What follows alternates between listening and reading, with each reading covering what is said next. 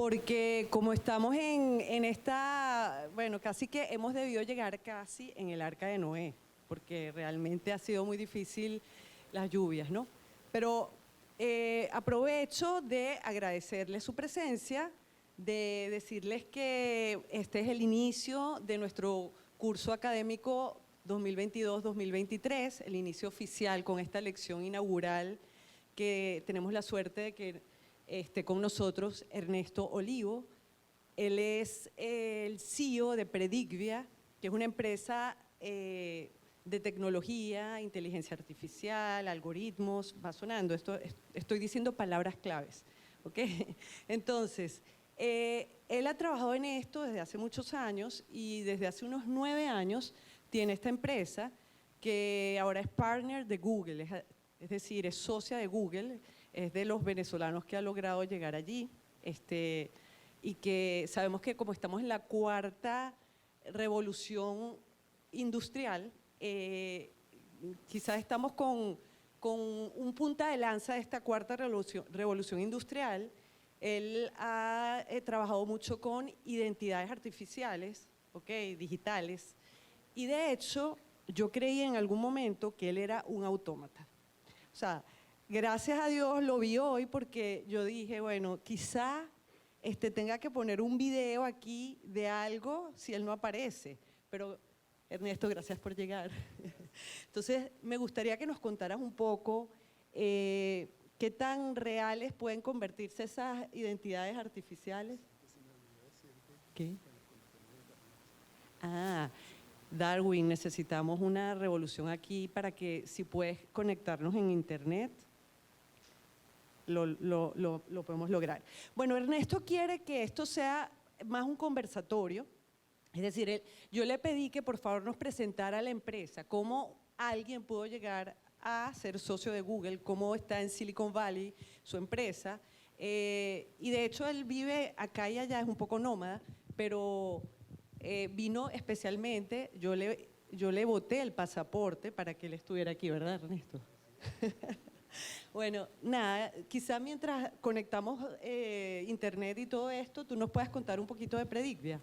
Sí, bueno, la razón por la que estoy aquí es porque, o el punto de vista que quiero que entiendan que estoy tomando al aceptar la amable invitación de Tatiana de hacer esta charla, es que nosotros como empresa salimos de Venezuela, un grupo de gente interesada simplemente en un momento en el cual, interesada en una tecnología que estaba en un momento dado en el tiempo, surgiendo en todo el mundo, digamos como tecnología dentro del área del borde del conocimiento, y obviamente aquí no había mercado para eso. Bueno, de hecho, casi que en ninguna parte del mundo todavía había mercado. Estoy hablando de todas las tecnologías que tienen que ver con aprendizaje de máquina. Pero nosotros vimos lo que estaba pasando a nivel de la academia y simplemente casi que abandonamos todo lo que estábamos haciendo. En ese momento teníamos una empresa de desarrollo de software y de proyectos incluso de aplicaciones web y ese tipo de cosas, y abandonamos eso y nos dedicamos a ver qué nos podía dar esa tecnología, sin tener clientes, sin tener mercado y sin ni siquiera tener perspectiva de que íbamos a poder tener clientes y mercados, porque de nuevo era una tecnología novísima que todavía no tenía casos de uso claros que uno pudiera, digamos, vender a un mercado de clientes. Entonces empezamos a hacerlo, y entonces eso es lo que les quería decir. La razón por la cual yo me interesó venir aquí a hablar con ustedes es que conocimiento que nosotros podemos tener de esto es porque lo hicimos, empezamos a hacerlo, empezamos a explorarlo, de nuevo, sin mercado, sin clientes, sin perspectivas, y bueno, afortunadamente hemos sido de las pocas startups que no solamente hemos sobrevivido, sino que tenemos un producto con un mercado bien consolidado, ¿no? Entonces, nada, ese es el tema de la charla. Básicamente, no vengo a exponerlo desde un punto de vista demasiado académico, sino simplemente a contarles de lo que sabemos, y lo que sabemos, insisto, lo sabemos porque lo hemos venido haciendo ya desde hace bastante tiempo. Entonces, yo no quería específicamente, le pedí a Tatiana que no iniciáramos esta charla con el típico cuento de quién soy yo, qué estudié, cuál ha sido la trayectoria de la empresa. Específicamente no quiero hacerlo así porque quiero que todos ustedes se concentren en el tipo de cosas que, si podemos arrancar en algún momento, nosotros hacemos y que creo que pueden ser bastante interesantes para ustedes, ¿no? Por lo que entiendo aquí hay mayormente estudiantes de comunicación social. Obviamente no es una carrera de tecnología, pero bueno, yo sí les llamo la atención a que olvídense de eso. O sea, cada vez las fronteras entre carreras de tecnología y carreras de no tecnología o humanistas o de ciencias sociales o como las quieren llamar, eso cada vez más va a ir desapareciendo. Eso no quiere decir que ustedes van a terminar programando, no tienen por qué además, pero sí esas fronteras desaparecen en la medida en que ustedes van a tener que estar cada vez más involucrados con esto, trabajando con ingenieros, dirigiendo incluso ingenieros o dirigiendo cosas, usando cosas que han sido desarrolladas por ingenieros bajo esa lógica y viceversa. Nosotros en la compañía somos básicamente todo gente técnica, pero también tenemos gente de estas áreas porque es indispensable. Ya verán por qué y específicamente en qué lo hacemos, ¿no? ¿Qué hacemos nosotros que exige que tengamos gente como ustedes? Entonces siéntanse libres de preguntarme cualquier cosa, interrumpirme, etcétera, no hay ningún problema. Si alguno de ustedes tiene una inquietud personal en esta área o alguna duda o le interesa por alguna razón muy específica, estamos, creo que, abiertos a escuchar el cuento de cada uno de ustedes. Ok, listo. Entonces, como les decía antes, ¿por qué iniciar así? Porque, bueno, me interesa ir directo al grano de qué hacemos, sin distraernos tanto acerca de quién soy yo, de la trayectoria de la empresa, ni nada de eso. Creo que eso es lo más importante. Y creo que es un punto de vista que les animo a que lo tomen en cuenta. A mí me ha pasado, por ejemplo, como entenderán en la trayectoria de nosotros, que nos ha tocado, por ejemplo, presentarle a muchos inversionistas en algunos de los centros importantes de desarrollo de tecnología. En esas presentaciones a uno le pasan cualquier cantidad de cosas, buenas y malas. Una vez estaba en una presentación con unos inversionistas en Miami y yo he hecho todo el cuento de lo que hacíamos, aprendizaje de máquina y tal y todas esas cosas, y entonces llegan uno de los tipos y me pregunta, ¿pero de dónde son ustedes? Y yo le digo, bueno, de Venezuela. Y entonces el tipo me contesta, ¿Venezuela? No, yo no te creo que tú haces nada de eso, porque si me dices que eres de la India o si me dices que eres de Argentina, todavía te podría creer, pero de Venezuela no te creo. Entonces, ¿cuál es el mensaje ahí? No se fijen mucho en de dónde viene la gente, dónde estudió, qué trayectoria tiene, si somos partners de Google. Fíjense en lo que la gente hace y lo que la gente puede mostrar que hace, porque creo que eso es lo más importante. Entonces, esa es una posición que yo tengo muy, muy fuerte al respecto y los animo a ustedes que ahorita van a salir al mercado del trabajo, hagan cosas que puedan mostrar. No se enfoquen tanto que si trabajo en tal empresa, de tal nombre, hagan cosas, si trabajan en una empresa de nombre, por supuesto que eso tiene muchas ventajas, pero dedíquense a hacer cosas que puedan después mostrar individualmente y puedan decir, mira, yo hice esto. Entonces, ¿qué hacemos? Aprendizaje de máquina, básicamente hacemos muchas cosas, hacemos mucho automatización, optimización, etcétera. Por supuesto, como se imaginarán, muchas cosas que tienen que ver con data, análisis de datos, con algoritmos, algunos algoritmos de inteligencia, otros que no son algoritmos de inteligencia, etcétera. Todo lo que seguramente ustedes han leído en muchos sitios, en muchas historias. Nosotros en particular hacemos aprendizaje de máquina. Para los que no sepan, voy a pasar brevemente por ese tema. Sí, el aprendizaje de máquina es básicamente una disciplina de la computación que permite que un sistema aprenda a hacer cosas o a identificar cosas o a clasificar cosas. Aprenda en cualquier caso. Entonces, los humanos hoy en día no somos los únicos que tenemos capacidad de aprender. Las máquinas, entre comillas, también tienen capacidad de aprender. Bueno, ustedes todos han visto los ejemplos. Si se meten en redes sociales, en YouTube, pueden ver carros que se manejan solos, etcétera, etcétera. Algoritmos o aplicaciones que pueden generar incluso imágenes. En estos días, seguramente lo vieron, salió una compañía que ya llegó a un estado en el que puede pasar a comercializar un sistema en el cual uno le ingresa un texto y el sistema de ellos puede generar imágenes de ese texto. Entonces puede generar una imagen que sea exactamente lo que el texto dice, ¿no? O sea, generar una imagen, ¿no? Entonces, bueno, esos son los sistemas de aprendizaje de máquina, ¿no? los humanos aprendemos, ustedes todos los días tienen clases o se sientan a estudiar o lo que sea, y eso es un proceso de aprendizaje. Básicamente se ven expuestos a información, la aplican, de esa aplicación entonces pueden sacar conclusiones, errores, aciertos, y eso retroalimenta el entendimiento que ustedes pueden tener sobre algo, ¿no? El aprendizaje es básicamente lo que distingue a los animales, a los humanos de los animales, y es una característica que, insisto, hoy en día la tienen los sistemas artificiales, ¿no? En particular los sistemas basados en código binario. Entonces, bueno, eso es lo que nosotros hacemos. Cuando nos iniciamos, básicamente nos interesaba generar esos sistemas por autoría propia, por así decirlo. Nos interesaba no solamente el resultado, sino el proceso interno, digamos, la ingeniería profunda de cómo eso podría ocurrir. Y bueno, ese ha sido todo un viaje. Empezamos aproximadamente en el 2011 y, como les dije, bueno, fuimos pasando diferentes hitos. Obviamente, cuando uno se propone hacer esto, tienes que buscar la manera de ganar dinero con esto, ¿no? Para poderlo seguir haciendo. Y bueno, eso fue, digamos, esa es la segunda parte de la historia. La primera parte de la historia es hacerlo para resolver la dificultad técnica que tiene esto, y la segunda es, bueno, cómo conseguir el dinero para poderlo seguir haciendo cada vez mejor. Y eso ya es una historia de emprendimiento que, si nos da tiempo, algo de eso creo que podemos comentar.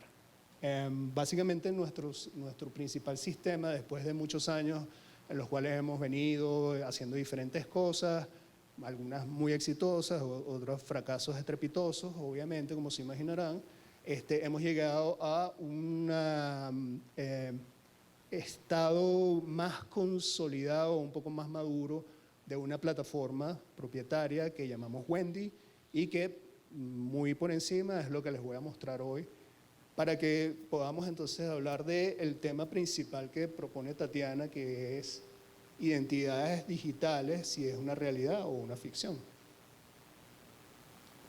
Básicamente nuestra plataforma se llama Wendy. Nosotros veníamos, después de esos 10 años de trabajo, de una tecnología que se llamaba marcadores predictivos. Nosotros somos básicamente, o desde los orígenes hemos sido, una compañía de lo que se llama análisis predictivo, que suena muy misterioso, ¿no? Bueno, digamos, coño, ¿tienes la capacidad de predecir? Bueno, sí, predecir dentro del contexto del aprendizaje de máquina, como les dije antes, que es simplemente, como ustedes habrán visto, este tipo de sistemas que tú le presentas una imagen y él es capaz de decir, bueno, eso es un perro, o esto es una persona y tiene lentes, o es de sexo masculino, o probablemente es de etnicidad latina, etcétera, etcétera.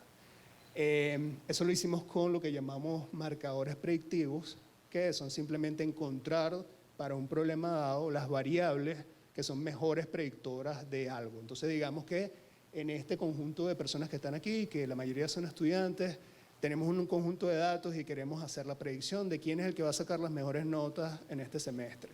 Entonces, los marcadores predictivos lo que te dicen son las variables que tú, si controlas esas variables, tienes el mejor chance de predecir quién efectivamente va a ser el alumno que saque mejores notas en este periodo académico. Son marcadores predictivos, y bueno, eso es una tecnología que después nos llevó a la necesidad, porque claro, ustedes se imaginarán, a nosotros, por ejemplo, nos daban, para ponerlos en contexto más concreto, nos daban datos de redes sociales.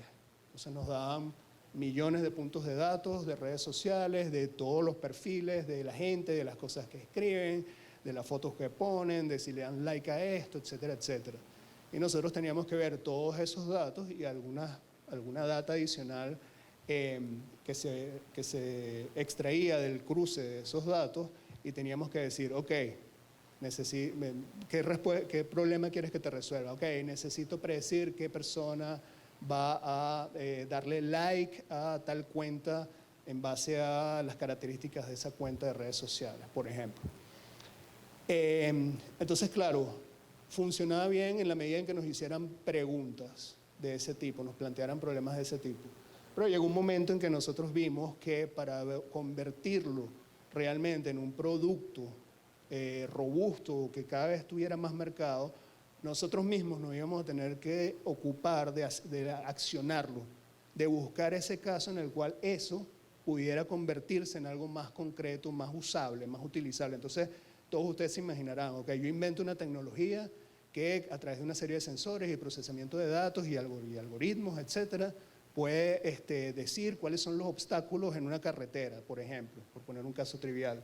Está bien, yo hago esa tecnología, pero lo que nos dimos cuenta es que además íbamos a tener que inventar el carro que aprovecha esa capacidad predictiva de, mira, esto es un obstáculo, detente, por ejemplo, o desacelera.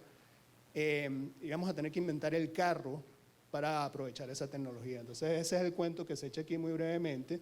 Sí, chévere, tenemos aprendizaje automático, pero ¿cómo lo volvemos en algo que pase ya más directamente a la acción?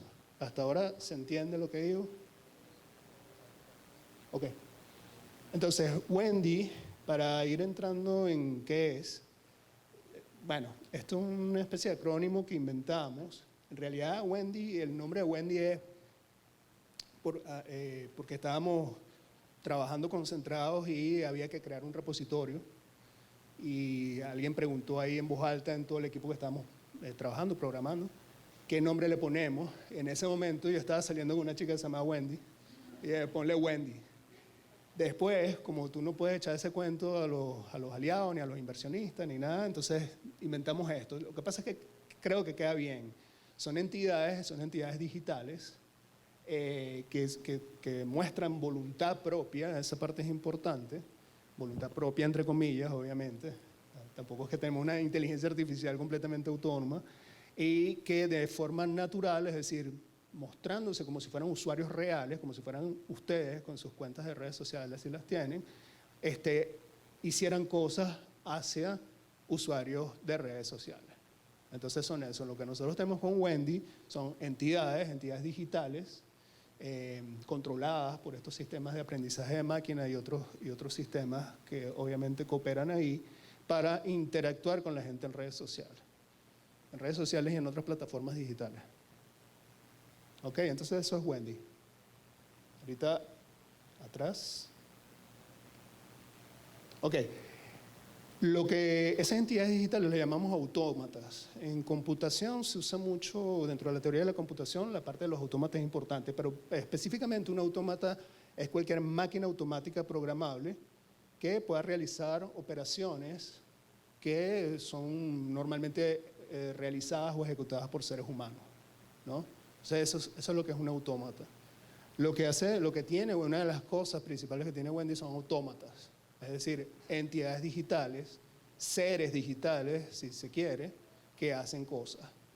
Una de las cosas que hace es que abren cuentas de redes sociales y empiezan a usarlas, a interactuar con gente, a publicar cosas, etcétera, etcétera. Es una de las cosas que hacen.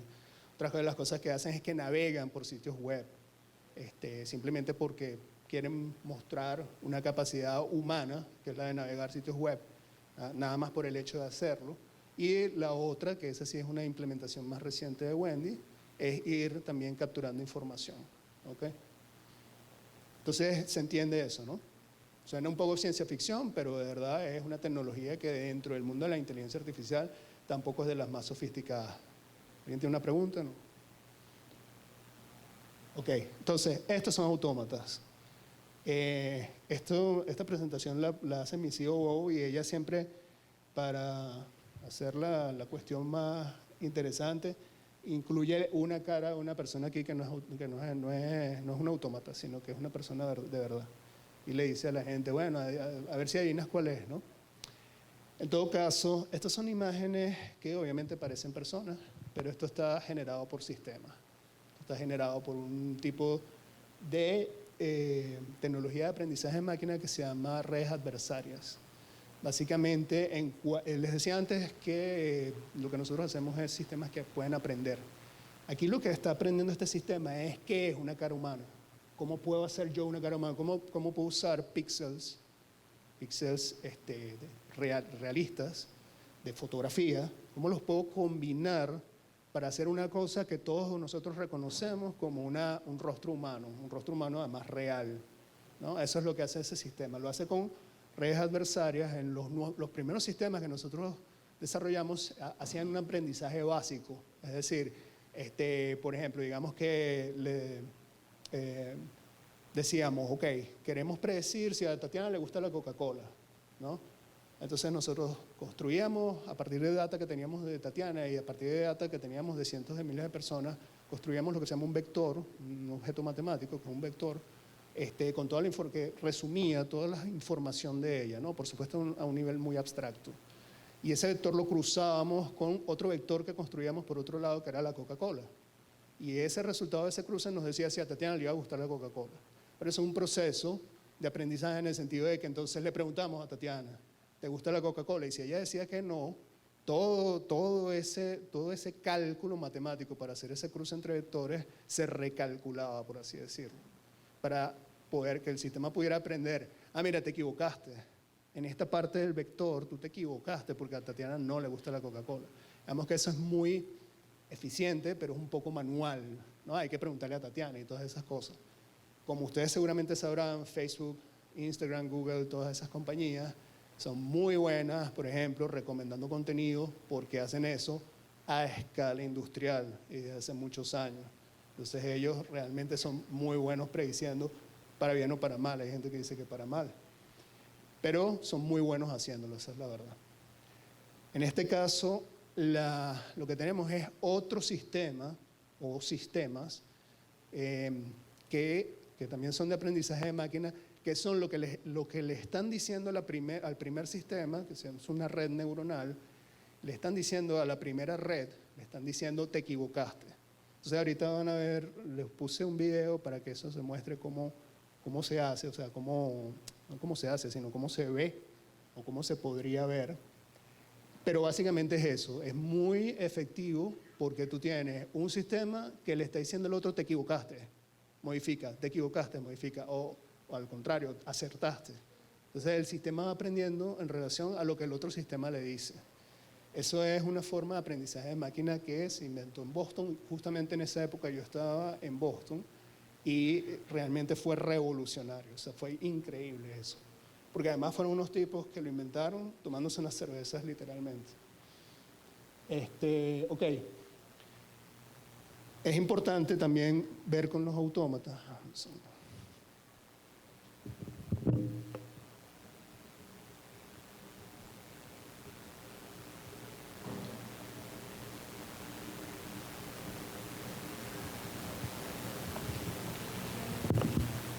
Aquí sí carga, tengo un video de generación de esos rostros. Este sistema es nuestro.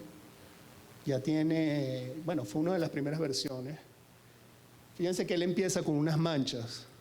Él ahí se está equivocando mucho. Él no sabe lo que es un rostro todavía. Él intenta.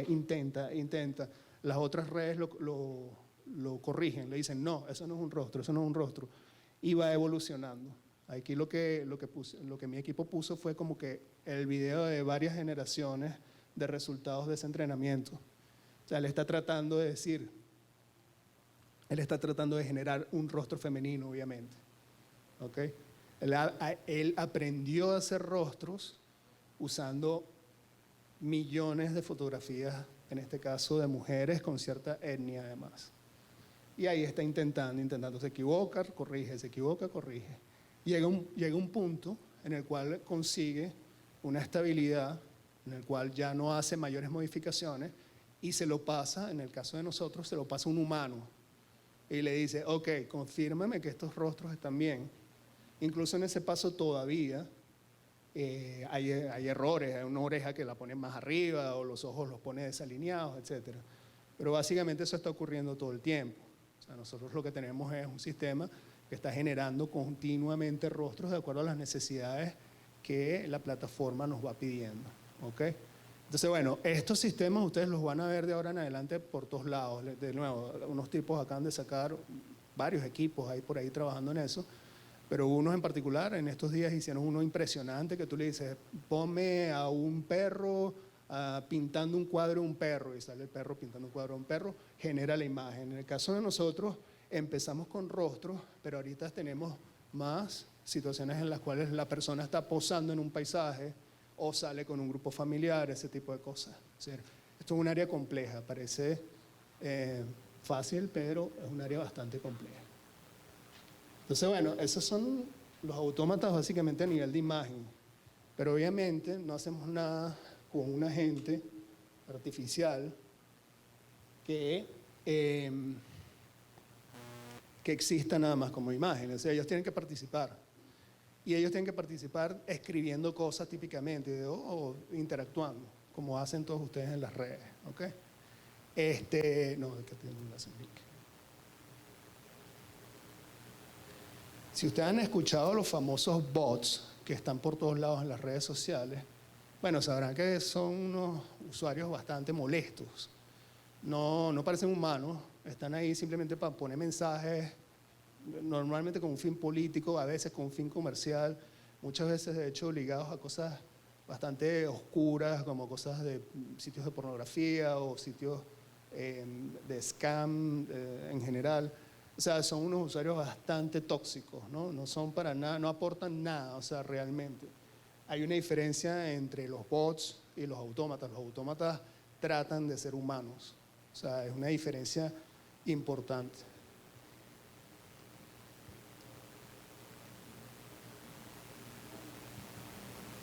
Aquí no me está cargando, qué lástima, porque les iba a mostrar entonces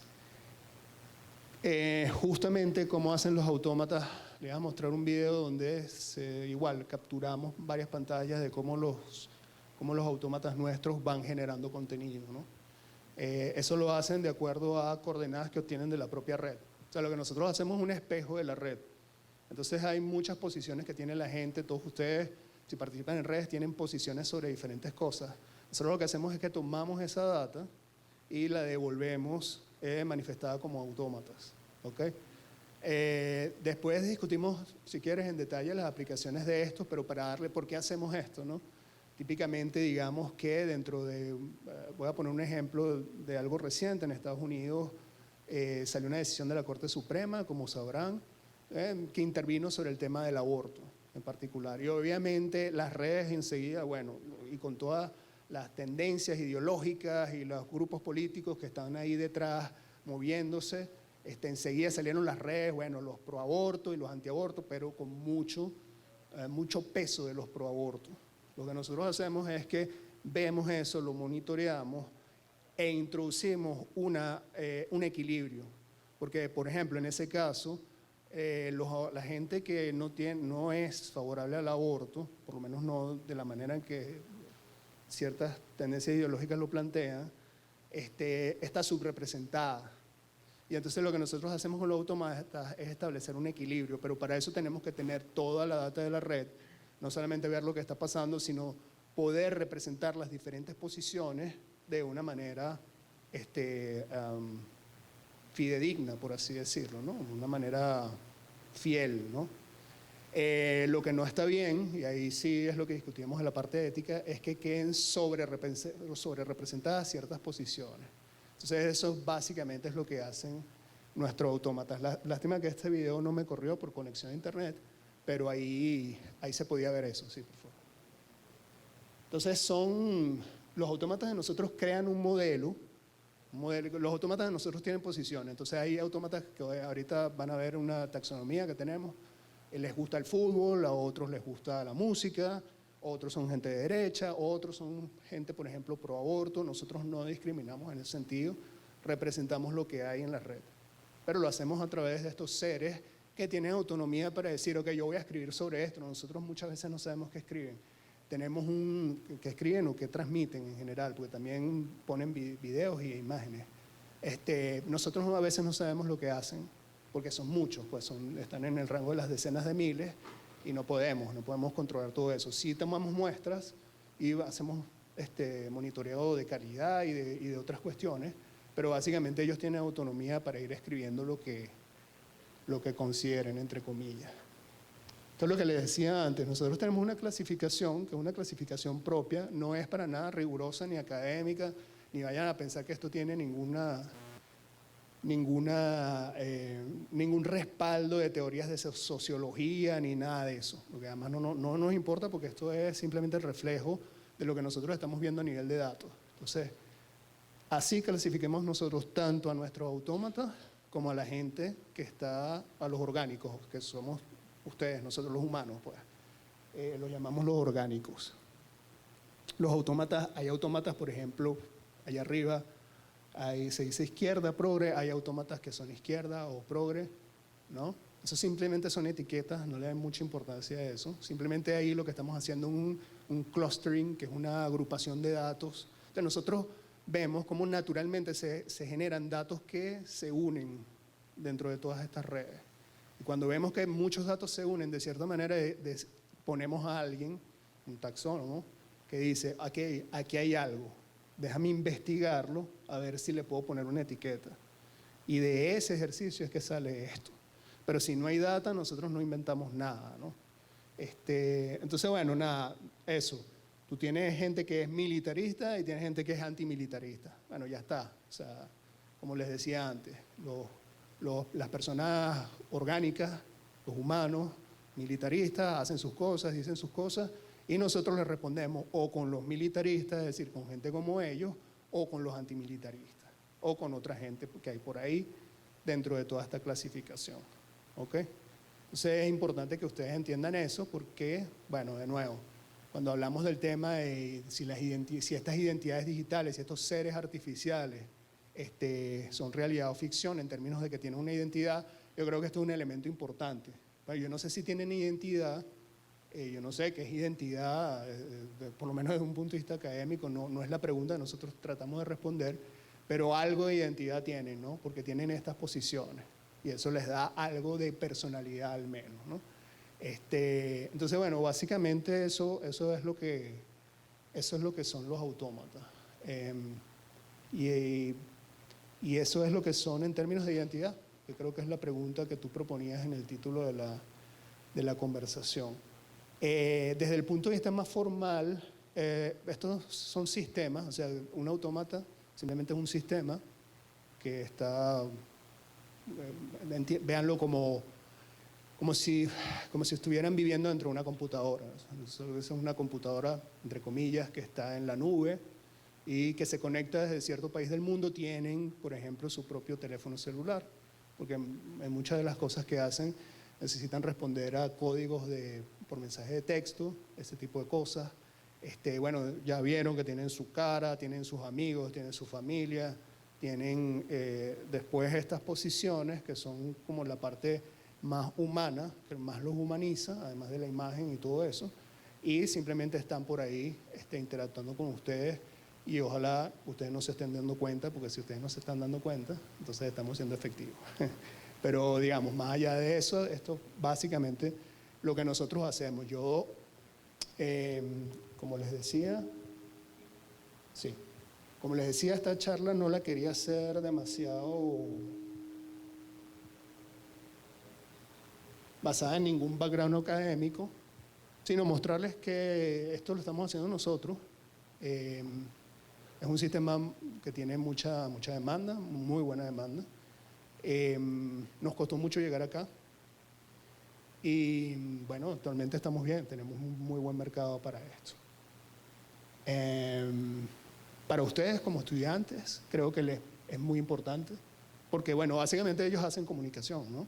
Eso por decirlo obvio, pero además en general yo creo que ustedes, sin querer ponerme de futurólogo, yo creo que ustedes van a trabajar en cosas relacionadas con esta, sin duda, a pesar de que no sean gente con formación técnica ni les interese serlo. Una de las cosas que sí les puedo decir de todo este proceso de trabajo es que hemos descubierto que uno de los aspectos más importantes en el proceso de hacer algo así, yo diría casi que cualquier sistema de inteligencia artificial, es el aporte de la creatividad. Entonces ustedes sí, en particular, tendrán otras habilidades, pero si ustedes han desarrollado habilidades creativas, como entiendo que en comunicación se hace, es un área muy importante. Es un área muy importante. De hecho, muchas de las cosas que hacen nuestros autómatas vienen de un aprendizaje directo. Es decir, nosotros tenemos gente, por eso que te decía que sí, o sea, nosotros podríamos tomar pasantías, pero nosotros tenemos gente que genera mensajes, no todos los mensajes se toman de la red, tenemos gente que genera mensajes y los autómatas aprenden directamente de esos mensajes. Ahora, la tasa de efectividad de esos mensajes, que están más pensados por mentes de este tipo, frente a lo que nosotros recogemos de la red directamente, es significativo. Es mucho más efectivo cuando tú tienes una persona creativa que sabe de lo que está hablando o que le sabe dar un twist, una vuelta interesante. Eso es mucho más efectivo que simplemente aprender de la red, ¿no? Entonces, bueno, esas son reflexiones que puedo hacerles de esto. Y ya, listo, o sea, eso es lo que les quería mostrar, es breve, básicamente es eso. Hay muchas cosas que están metidas dentro de nuestra plataforma, pero creo que lo más interesante para ustedes son estas identidades, estos seres digitales, pues, que tienen personalidad, o personalidad entre comillas. Gracias. Gracias. Bueno, los invito también, aprovecho y hago mi cuña. Hay unas materias que tenemos en comunicación social y en el resto de las carreras que nos pueden parecer un poquito de paja, como por ejemplo antropología filosófica, realidad y conocimiento, ética. Otra materia que aquí está la profesora Asunción Cabezas, teoría de la comunicación. Entonces, todo esto nos lleva a pensar que la persona tiene una identidad, evidentemente, que hay que analizar, hay que estudiar. Eso no está resuelto porque como la persona, todos tenemos una ansia infinita de perdurar y de tener buenas relaciones humanas. Eso es parte de nuestra espiritualidad. Es decir, nosotros no somos solo cuerpo. Si solo fuéramos cuerpo, estaríamos todos aquí y no pensando en todas estas locuras que pueden venir. Somos algo más que lo que tenemos físicamente. Entonces, por eso es importante, hay un autor que a mí me gusta y no sé si por aquí está Francisco, pero el profesor Francisco está haciendo su tesis, este autor, él es Julián Marías, y yo siempre le recuerdo Aguilera, su segundo apellido es Aguilera, como el mío. Él decía, o dice, porque perdura en el tiempo, o sea, no es un autómata, pero sus libros están. O sea, Bruce Willis muere y su figura va a seguir existiendo, porque es un ser que realmente no, los seres humanos nunca se acaban. El amor que tú has dado nunca lo puedes romper. El amor que, o sea, ayer decíamos en una clase que amar es decir que bueno es que existas. Y eso tú nunca lo vas a dejar de decir aunque la persona no esté en ese momento. Entonces, Julián Marías decía que el hombre es cuerpo, alma y circunstancias. Cuando salió el primer carro en Caracas y llegó, los artículos de opinión, los artículos de prensa eran que caos, dígame si eso explota, se acaba Caracas, los incendios y la cosa. Claro, nosotros tenemos que juzgar las circunstancias con una visión no reducida ni temerosa, porque el hombre es imagen de Dios, sino que la tenemos que juzgar con una visión positiva, porque todo esto que está diciendo Ernesto es algo muy positivo. Depende de nosotros hacerlo positivo. Por eso es que nos estamos formando, para que la tecnología y toda la comunicación, sin comunicación no hay sociedad. ¿Cómo se establecerían acuerdos? ¿Cómo podríamos tener relaciones humanas si no confiamos en la gente? Bueno, el hombre es cuerpo, alma, circunstancias, y las relaciones que tenemos entre nosotros son fundamentales. Entonces, ¿qué tipo de relaciones tenemos? O sea, de verdad conocemos a las personas con las que convivimos. Yo puedo decir que conozco a mis amigos, o tenemos más relación con los autómatas, perdón, pero es así. O sea, el tiempo es corto, el tiempo que tenemos es corto para amar. Entonces tenemos que aprovechar de ver, y esto ya no es la Comeflor que está diciendo esto, sino que es que en el fondo es lo que todos queremos tener, unas relaciones humanas buenas, positivas, que nos hagan crecer. Y bueno, y todo esto nos permite eso. Sí. Entonces, No, muy interesante, porque en particular con esto, nosotros tenemos autómatas muy positivos, en el sentido de gente que transmite conocimientos sobre finanzas e inversión, por ejemplo. Entonces, interactúas con él y el tipo te da tips que pueden ser buenos para finanzas personales, por ejemplo. Entonces, Sí, o sea, es la calidad de la relación. Me parece interesante, y fíjate que no lo había visto particularmente, pero creo que tienes un muy buen punto ahí. Y Bueno, la otra cosa es, permíteme ahí que te sabotee tu parte, me voy a poner un poquito más prosaico, ¿no? Dale. Desde el punto de vista de empresa que contrata gente, que no solamente contratamos ingenieros, sino que contratamos gente como ustedes. Yo sí les digo que se pongan pilas en el sentido de lo que dice Tatiana, porque con nosotros trabaja gente no técnica, pero no importa, pero no importa en la medida en que sean gente que tenga buenas bases de, por ejemplo, poder entender conceptos de filosofía, o sea, abstracciones, incluso algo de lógica matemática, que no es hacer matemáticas, es pensar de manera lógica. La ODP. Entonces, esa formación que tú mencionaste ahí, 2 o 3 materias, por el nombre me parecen que tiran por ese lado. En una compañía como la nuestra, que perdónenme de nuevo lo prosaico, pero que no paga poco.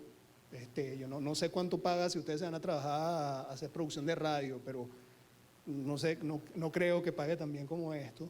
Pero sí buscamos gente que tenga esa creatividad, esas habilidades que seguramente ustedes tienen, pero que al mismo tiempo pueda hablar con los ingenieros porque tiene profundidad eso en conceptos abstractos, filosofía, lógica formal, etcétera. Entonces, bueno, aprovechen que están en la universidad. Aprovechen, ustedes son de los pocos en Venezuela, hablando de nuestro país. Nuestro país está enfermo. Eso les decía el otro día a mis alumnos. Cuando una persona se enferma, la quiere más, la cuida, la atiende. O sea, nosotros no podemos hablar mal de Venezuela. O sea, Venezuela está enferma y depende de nosotros curarla. Entonces, bueno, nada, yo los invito de verdad a estudiar. Para eso estamos aquí, el gerundio, el infinitivo, lo que sea, estudiante. ¿Qué somos? Estudiantes. Sí, señor. ¿Y qué queremos? Libertad.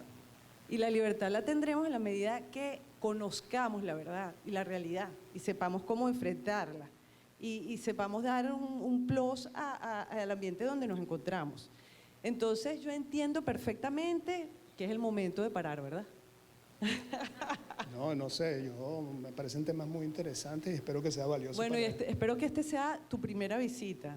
Exacto, La primera de muchas. Entonces, un aplauso grande a Ernesto. Gracias.